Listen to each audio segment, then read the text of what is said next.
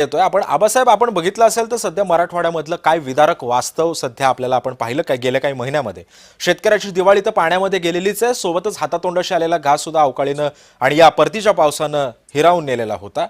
मात्र सरकार असा दावा करतंय की आम्ही आता शेतकऱ्यांना ही मदत करू, ती मदत देतोय, प्रत्येकाच्या खात्यामध्ये पैसे सुद्धा येतील. मात्र मदत पोहोचायला एवढा वेळ का लागतोय? नेमकं दिरंगाई होते तरी कुठे? खरं तर या राज्यामध्ये मुख्यमंत्री सक्षम आहेत. मुख्यमंत्र्यांनी अनेक योजना सवलती लागू केल्या शेतकऱ्यांसाठी, जाहीर केल्या, परंतु या राज्यातलं कृषी खातं आहे, कृषी मंत्रालय हे बोगस मंत्रालय आहे. या कृषी मंत्रालयातून बिलकुल पण शेतकऱ्यांना कुठलीही आर्थिक मदत किंवा योजना सवलती त्यांच्यापर्यंत पोहोचू शकत नाही. दोन भागामध्ये शेतकरी हैराण झालेला आहे. एक तर वन्य प्राण्यांच्याकडून वन विभागाच्या माध्यमातून शेती उद्ध्वस्त केली जाते, दुसरी आपत्कालीन व्यवस्था जी व्हायला पाहिजे ती होत नाही. अतिवृष्टी आहे, ओला दुष्काळ आहे किंवा पिकावर पडणारी रोगराई आहे, ह्याच्यावरती कृषी विभागाचं नियंत्रण आहे. शेतकऱ्याला दिलासा देण्याची यंत्रणा त्या ठिकाणी पोहोचत नाही.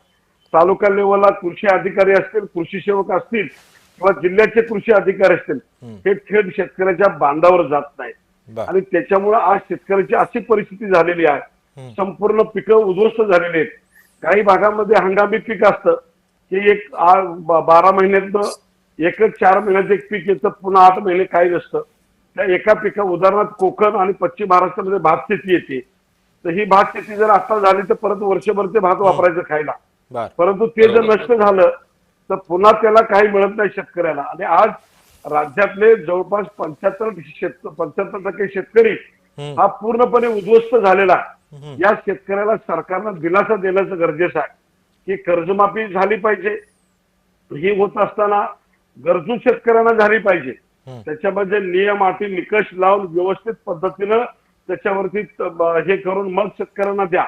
आता तुम्ही सरसकटच्या माध्यमातून पुन्हा सरसकट आपण आणणार, त्याच्यामध्ये जे उद्योजक आहेत, आमदार आहेत, खासदार आहेत, मोठमोठे अधिकारी आहेत, हे लोक मोठ्या प्रमाणात जमनी करतात आणि पुन्हा ह्यांच्यावर कर्ज असतात.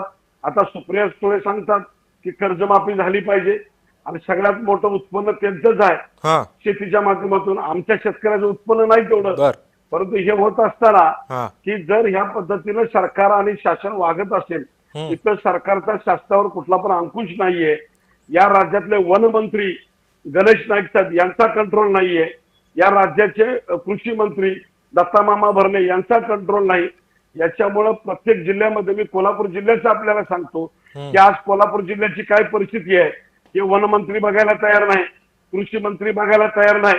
इथले वन अधिकारी, इथले कृषी अधिकारी हे पूर्णपणे आपले व्यवसाय उद्योग आणि आपल्या व्यवसायात व्यस्त आहेत. मराठवाड्यामध्ये ओला दुष्काळ पडलेला आहे, संपूर्ण पिकं वाहून गेलेले आहेत. तीच परिस्थिती विदर्भात आहे, तीच परिस्थिती खानदेशात आहे आणि तीच परिस्थिती कोकणामध्ये आहे. कोणतेही आमदार, खासदार किंवा संबंधित विभागातले मंत्री, पालकमंत्री हे सुद्धा शेतकऱ्याकडे बघायला तयार नाहीत आणि फक्त हे मतदान आलं, निवडणुका आल्या की हे मात्र आमच्या शेतकऱ्यांच्या दारामध्ये तुम्ही म्हणता निवडणुका